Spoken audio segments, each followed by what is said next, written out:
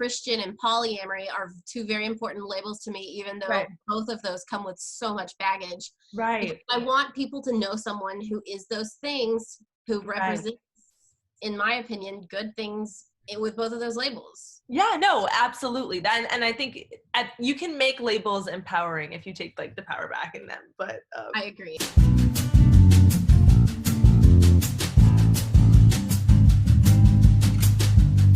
So welcome to the Tea On, where we sip tea and we talk about things, preferably things that matter. If you don't have tea, that's fine. I don't even have tea. This is secretly. I wish I had brought tea. I drink tea all the time. They yell at me because I leave tea bags all over the house. I will like start up like teas and then go halfway and then just leave them and annoy myself. But anywhoosies, I'm so excited because this is a conversation that I've been wanting to have for a long time, and the stars finally aligned to have it now. I'm here with the beautiful Jennifer C. Martin. I feel like I have to say the C. Like, is that? Yeah, no. I started putting the C pretty early, and I was like, this is what I'm gonna have to do. I have one of the most boring names, so like I'm gonna keep it. It has power. It has power. And you are an editor, and you're just so good at like, this sounds crazy, but like you're so good at speaking. Like you're really good at words.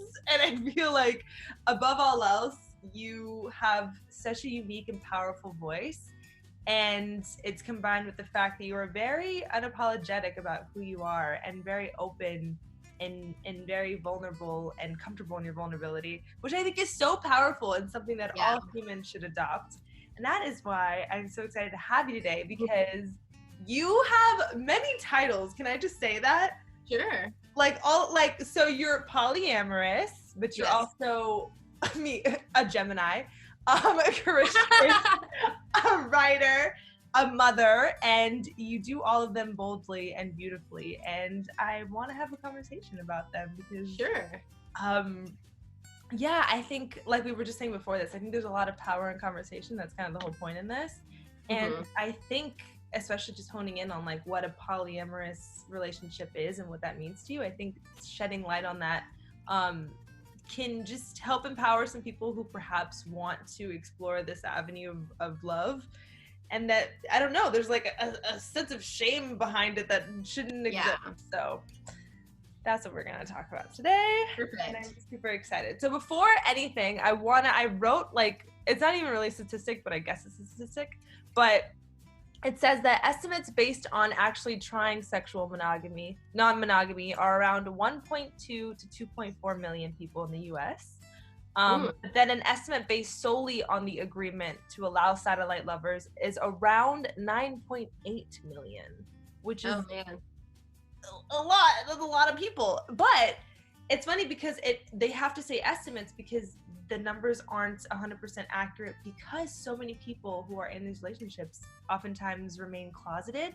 They have a sense of shame in admitting that they're in this relationship or this kind of relationship. And so that's kind of the first thing that I want to touch on is, have you had to overcome a sense of shame when going public about just being polyamorous?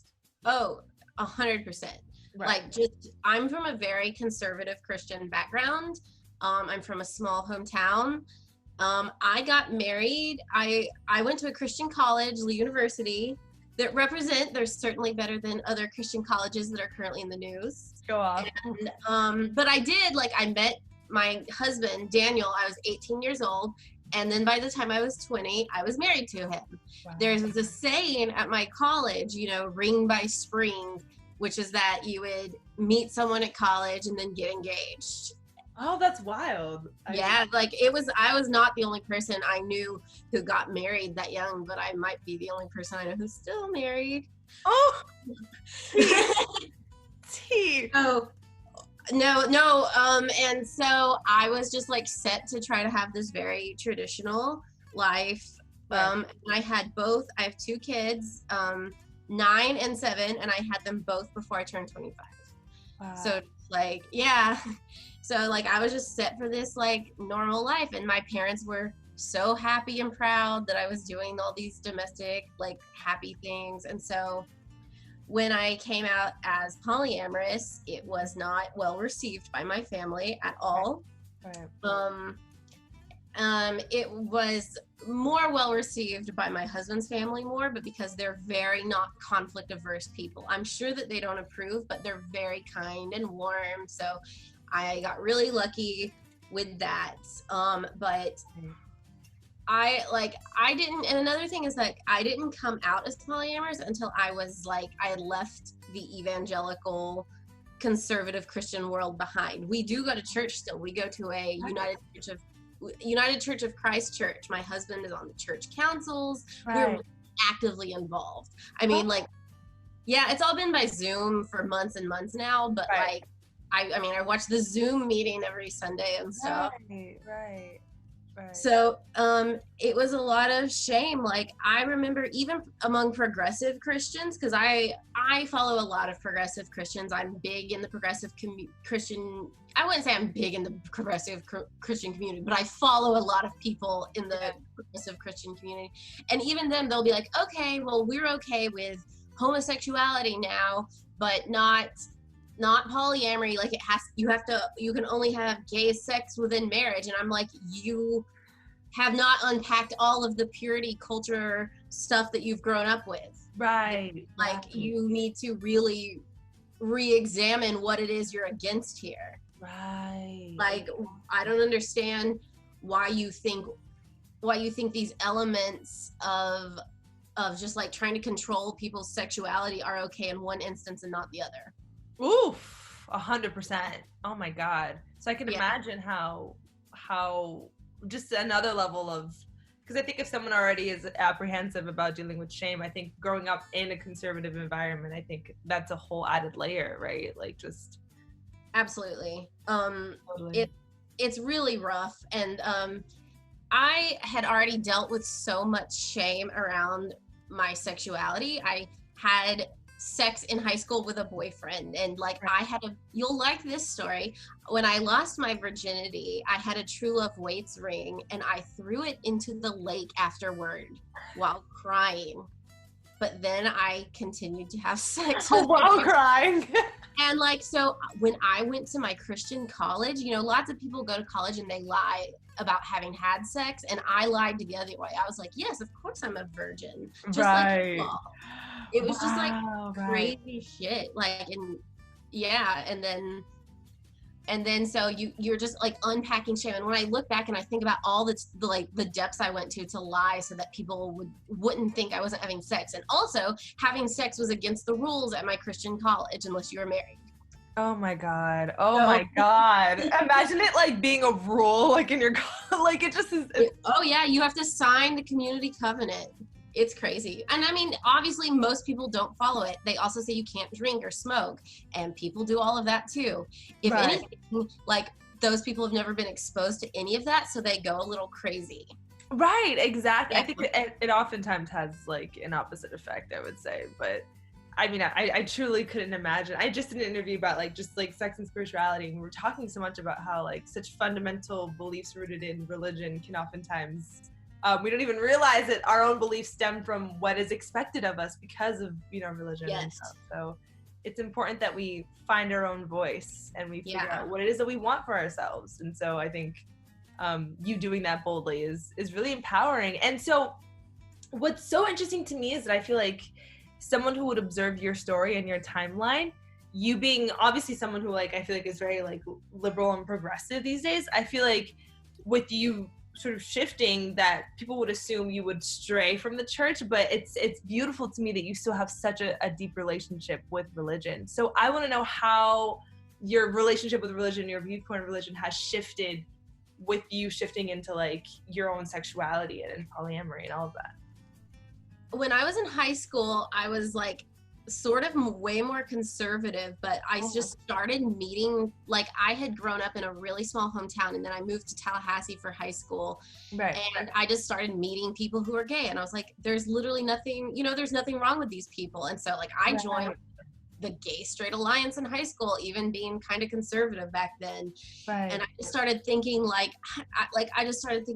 God, these people aren't trying to hurt anyone. How is this a sin? And so then at first I tried to come from it from a theological perspective of it was mistranslated. There are people who will tell you when the Bible said this, it meant like, it more referred to like kind of like pedophilia and like stuff like that. Right. But for me, even if you take the Bible from a literalist standpoint and believe it, it's like, this is intended for this time period and this thing, and like, how does that apply here? Right. It's to me that people are born gay and like people are not trying to hurt anybody, and I started meeting like even gay Christians and just really opened up my mindset. So I was always more a little, and like then I had sex in high school as well. So like this was like, and like I felt like I was bisexual pretty early on too. Found like I myself was attracted to girls. Right. It was like, you know, I didn't ask for all of this, so clearly I'm not trying to hurt anybody. I'm not trying to quote unquote sin. So I just started really thinking that it was not supposed to be interpreted in this super legalistic way. Right. And it was really hard for me to be in evangelical churches, but Daniel was working at evangelical churches for a while. And then when he got fired for drinking a beer yeah, I know, right? He got fired for literally, like, I took a video of him and he just like drank a beer, and then they're like, oh, well, this is against the rules, so we're fine. Then I had already been so much unpacking my faith that, like, honestly, that was a blessing to me. I was like, I don't have to go to these churches anymore. I can leave evangelicalism completely, and I can go to a church that represents, because I had never known that there could be Christian churches that allowed like everybody in, and really human beings to be human beings. Yeah. And so like I went to my new church and they had a female pastor, they had many gay people, trans people, like addicts, all sorts of people, lots and lots of diversity in my little tiny small liberal church. And I thought, this is what real Christianity is. And look, like, they're so much kinder. I don't want to be mean, but they were a lot kinder than the evangelicals that I grew up with, and that, like, they just really loved people no matter what, and they welcomed people no matter what. And I was like, this is exactly it. And so I was really lucky to have been exposed to that good side of religion. I mean, I thought about like, oh, I'll be agnostic, I'll be an atheist, but I couldn't make myself not believe, if that makes sense. I was like, totally. I was like, I think I buy this. I think I still buy the 10 and 7. And because I had kids, I wanted them to be exposed to a religion that was positive, which is not something that I had growing up. Oh my, ew, that's so beautiful. Seriously. Because I think a lot of times people can act in rebellion against whatever sort of like finding religion they were raised on, if, you know, they go that way. But like, I think it's beautiful when it does the opposite. I think it kind of like, you feel closer to whatever divine source it is that you believe in once you like find your pure self. For so sure. I think that's super dope.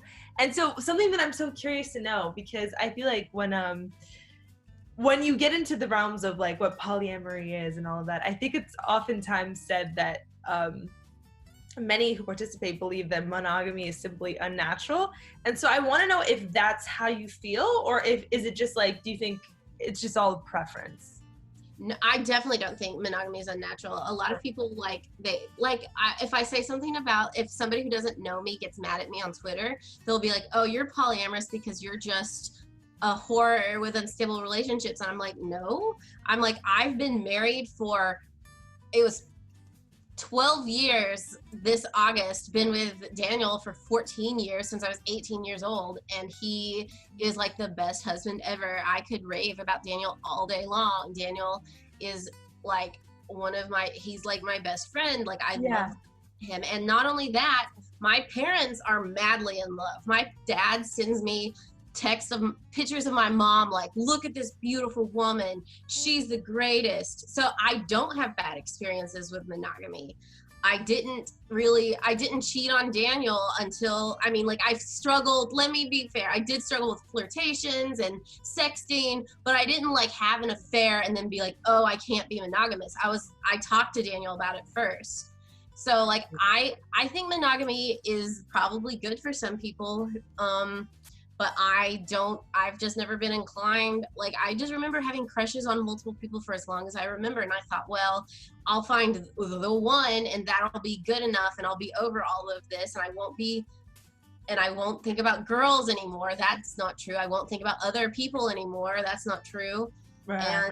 And so like, it just, if anything, my life set me up in such a way that I was like, okay, I've had very good monogamy in my life and I still find myself being attracted to other people and wanting to know other people in an intimate way. And totally. So like, no, I'm not anti-monogamy. I think there are a lot of beautiful monogamous relationships out there. Mine's just not one of them. You're living better, queen.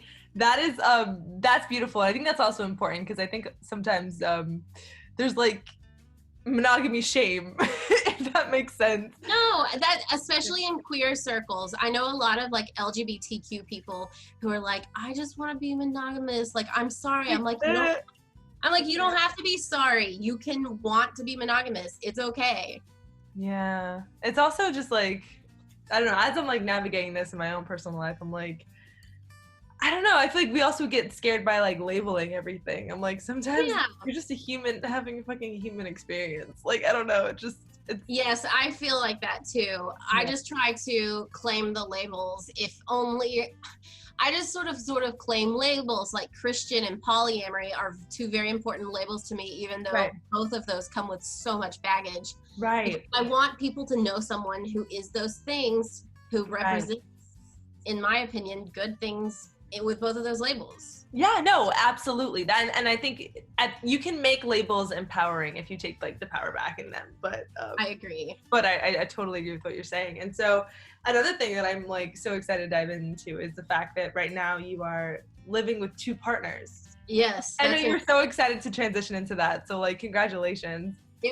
I never thought, so like when we started being polyamorous, my first relationship outside my marriage was a long distance one, and it wasn't very, like, I didn't hang out with him in real life very much, and then I just was more casual dating. It never occurred to me that I would ever be living with 2 partners. Like, it was not on my mind. I was like, I have my kids and like I have my family. But then in March, right before the pandemic hit, we all went in on a bigger house together, and it's been, I don't want to jinx anything. I don't want to see, but I have been very fucking sorry. Am I allowed to curse? Oh my God, of course. Imagine not. Yeah. I have been very fucking happy.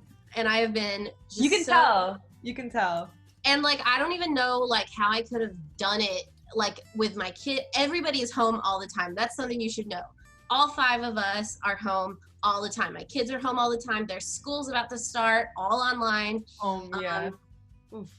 My boyfriend, my boyfriend Ty, we've been together about 2.5 years now, and moved in at around the 2-year mark. Nice. And like I said, Daniel and I have been together for like 14 years. Right. Is that intimidating for him at all? What?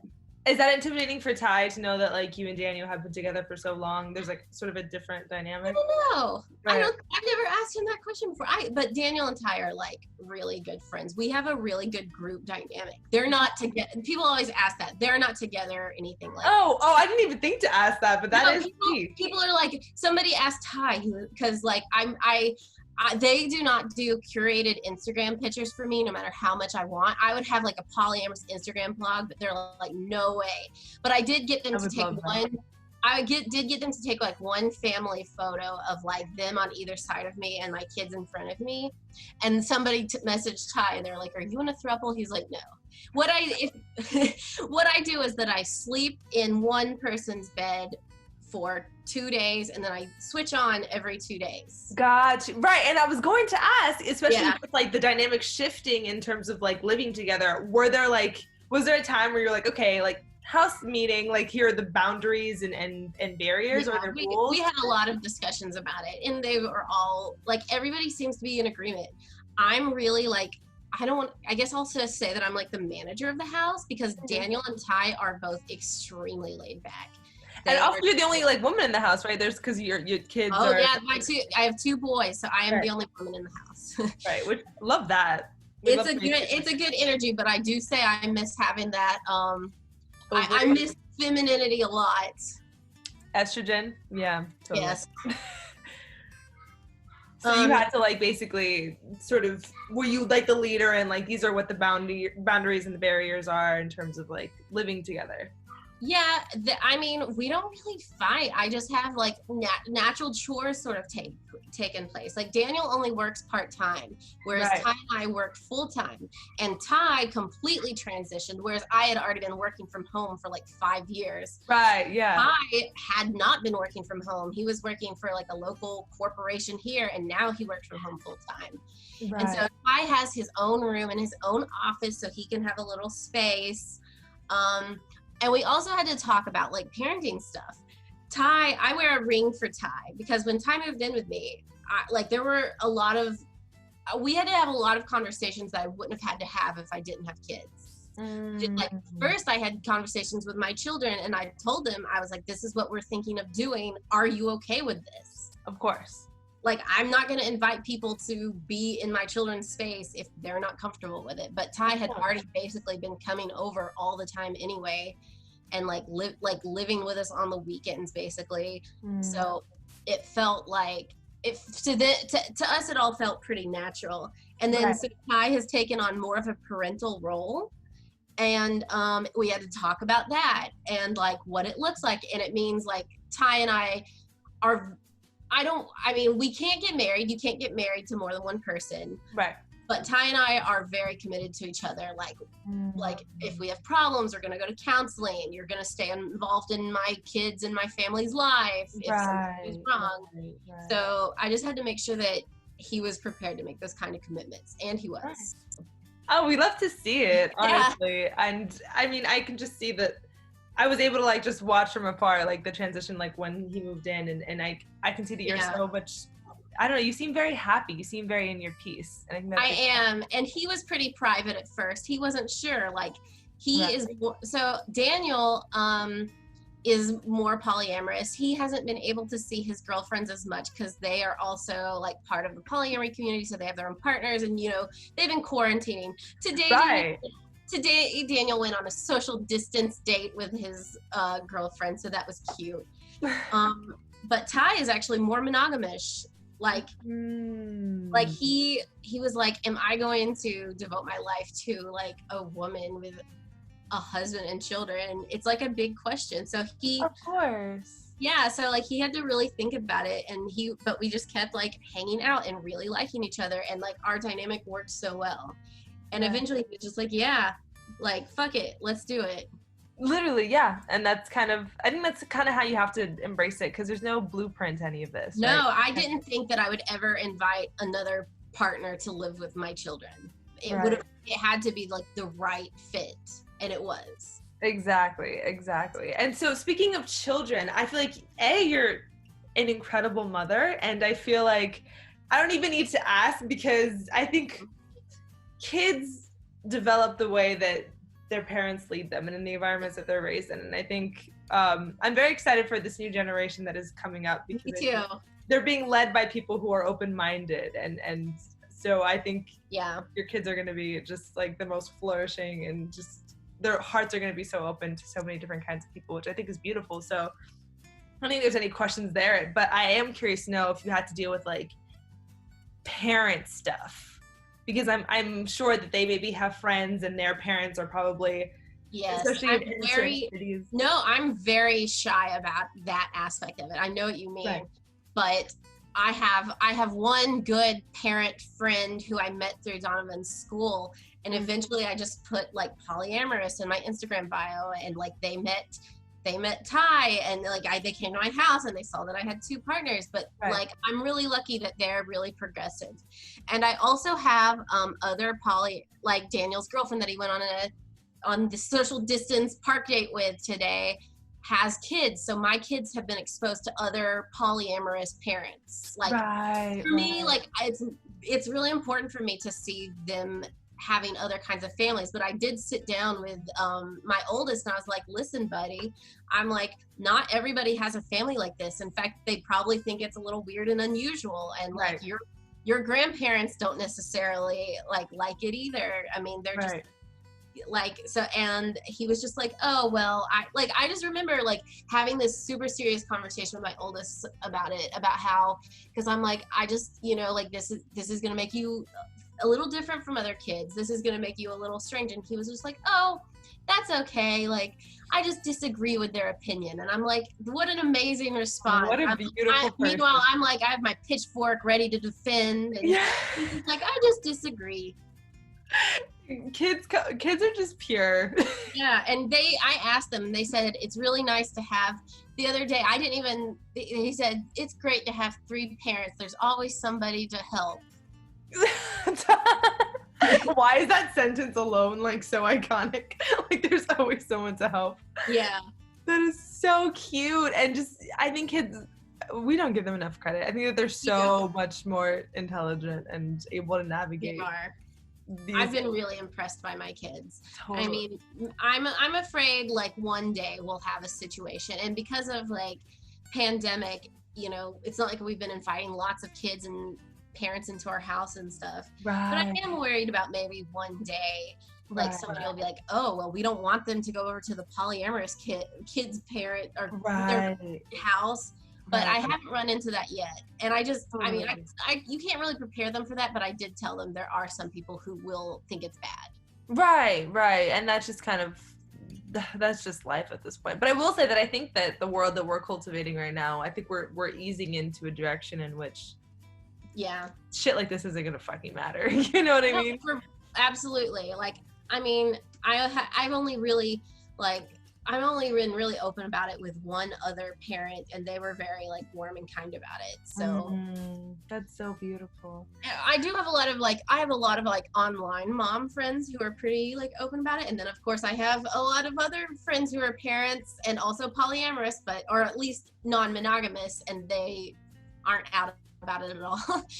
Nobody wants to be ashamed. That's the worst part, is that not that people think that I'm a bad Christian, because like people think that anything makes you a bad Christian. They're like, oh, you believe this, like everybody's like, oh, you're not a real Christian all the time anyway. But I do worry about people thinking that I'm a bad mom more than that. Right, which is so disgusting that anyone would ever, I mean, and obviously everything is opinion, but like in my personal opinion, I think that it's the polar opposite. I think the fact that you are showing your kids so many different blankets of love, and still keeping them in the center of it, knowing that you're still navigating with their emotions being the solar system of it. You know what I mean? And making sure that they're comfortable. And I mean,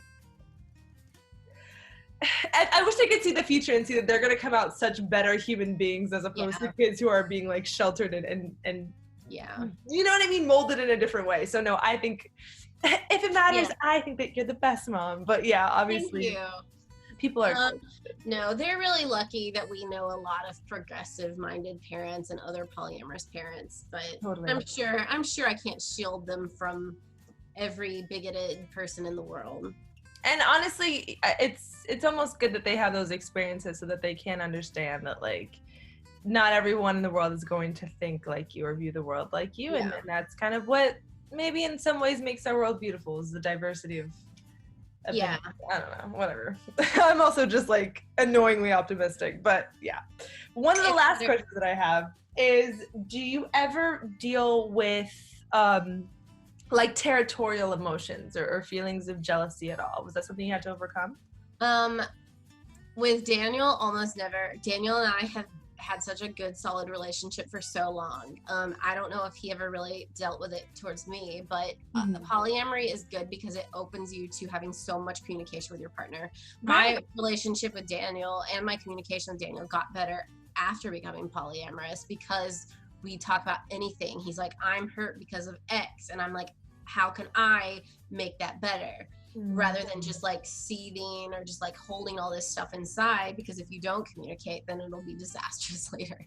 Right. I struggle with a little bit of insecurity with Ty, because it's like what if he decides he doesn't want to be married, he's not married to me, but what if he decides he doesn't want to be with a married woman with kids? What if he moves out? And so like He has to also, like, and it's so much reassurance that like he's like, listen, you can't spend so much waiting for external reassurance. And at the end of the day, the thing about polyamory is that you cannot control your partner, and they're going to do what they're going to do. They have their own lives, their own journey, their own path. And you have to accept that and be able to let that go. Right, exactly. Which I think is a huge lesson also, just like, and like I said, just being human is like knowing that you can't control.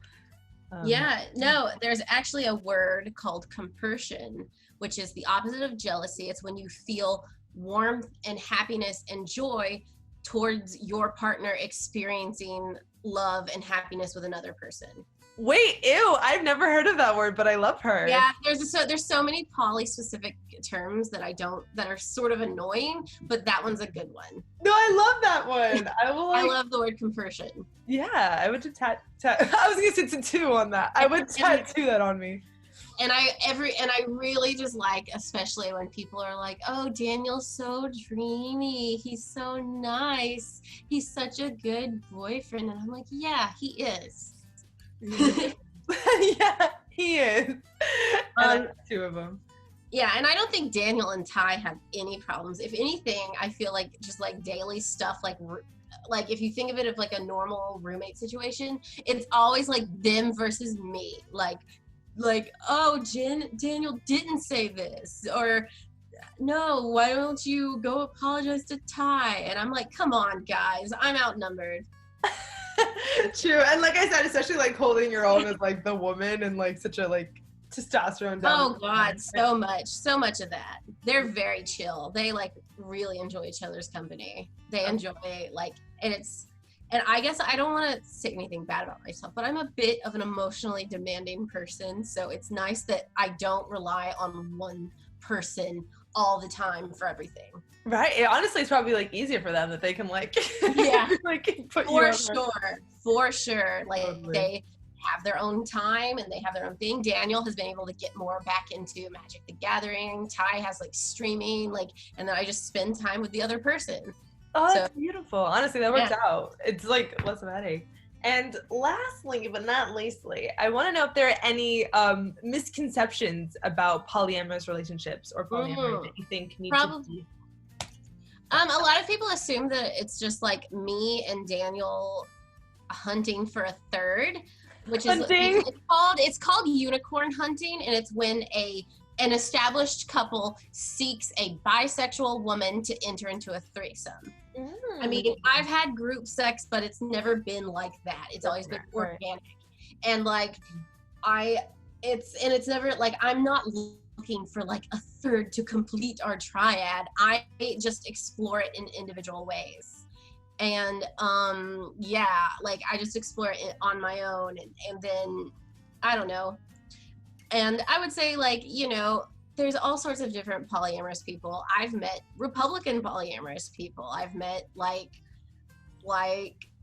really there's like different things. I don't know. A lot of people, since I'm in a what you would call a V, which is I'm in the middle, Ty and Daniel, people know that it's not like one of those things where it's like a man looking for like wives to gather or anything like that. That would be I think it's called polygyny. Right. Polygamy. Yeah. So yeah, it's very like everybody in my household is like takes egalitarianism pretty seriously. Like it's about the individual path. And also the thing people assume with me is that because I guess like Daniel's so laid back, they assume that like I forced him into it, and he's not as open on social media as I am, so people think like that I'm polyamorous and he doesn't do anything at all. And I'm like, Daniel has more partners than me, he just doesn't like talk about it all the time. Right. Like he's just really like, I'm just a very extroverted, very online person, and he's not. He's one of those people who lives happily in the offline world. And I wish that was me. Me too. The other day he was like, I remember once he was like, who's Jordan Peterson? And I was so jealous of him. For just being able to like exist. Yeah, like he's just having a good time. And like, no, I certainly didn't force him to go to have anything. And the number one hurtful stereotype is that like parents can't be polyamorous, or they can't do it, I don't know, kind of, I guess, emotionally safely, but that's not true. No, it's possible, and it's possible with communication and with honoring your truth. And like, I guess a lot of people assume that I'm super into casual sex, and like maybe I experimented with a little bit of that because I just came out of purity culture and I'd had sex with like 2 people ever. Right. So like I did experiment with it a little bit, but for the most part, I don't even really enjoy casual sex that much. I prefer to really have a big connection and with somebody. So like, I'm not like, especially since pandemic, I haven't really had like new anything in a long time. Right, totally. I'm not always looking for sex. I'm not always looking for like new relationships. It's just I am in love with 2 different people, and maybe there'll be more. And maybe there'll be more. That's like the most iconic like polyamorous like quote. But I think you bring a beautiful point, which is that you are capable of like wanting emotional connection. It's not a matter of like, and then there's nothing wrong with that. I know people who do it differently that are just there to like fuck whoever, and like good for them. Like, I'm not here to say that's wrong or right. It's just not how I'm doing it. Exactly. And I don't think you would want anyone to, point a finger and say that what you're doing is wrong or right. You know what I'm saying? It's just a matter of letting people do what the fuck they want to do within their own homes and within their own privacy. For sure. And not like turning a blind eye and covering your eyes, but rather like looking at it and celebrating it. You know what I mean? It's not a matter of like, I don't see color. It's just like acknowledging that people are different and like, that's okay. So, I think that's so powerful. And especially what you just said about there's many different like shades and hues of what a polyamorous person looks like. And I think you are playing such a divine role and standing firmly in your Christianity, in, your progressiveness, in you being who you are, and also this, you know what I mean? And showing yourself and showing that you can be all of these things all at once. Yeah. And I think by having so many titles, you like aren't defined. Yeah, I definitely don't want, if I've gotten a lot of messages from people who are like, I'm a Christian and I feel like attracted to other people and I don't know what to do. And like, that's the main reason I keep being open about it. And I am so open about it because I don't want people to feel alone in the feelings that I struggled with my whole life, thinking that I was a terrible wife because I was attracted to other people, or thinking I was a terrible Christian because I enjoy sex. And it's you have no idea how much purity culture has fucked up people so much. Yes. Yeah, like people who just really are so uncomfortable in their own bodies all the time and their own feelings. And I just feel so bad for them. I feel so bad for them too, honestly. Yeah. And sometimes they don't even know it, but it's a matter of having conversations like this. And like you said, using your platform to just talk about your experiences. I think that'll be so enabling for people to examine themselves and see what are their own fundamental beliefs and what is stuff that they've just like inherited from shit that isn't theirs, Yes. So, yeah, especially I would encourage you, if you consider yourself a progressive person, I'm not saying go out and be polyamorous, but I am saying, be inviting and accepting of other polyamorous people in your life and different kinds of relationship structures other than, monogamous couples. Yes, exactly. That's just explore it and learn about it and embrace it. Sometimes even progressive people I talk to, they're like, oh, like they're totally fine with, of course, like gay marriage, and like they're progressive on all these other issues. And then I'll be like, oh, and I am polyamorous and I live with my partners. And they're like, oh, like, is that good for you? Is that bad for the kids? Is that weird? And I'm like, I mean, like, just be more accepting of it. Like, just meet us, hang out. Like, sometimes I wish I could just invite people to my house and see how chill and normal everything is. Oh my God. I would kill. If you guys vlogged. I wish they would vlog with me. My God. I did get married to Tyler on Final Fantasy on Saturday, and he loves it. Hot. We love to see that.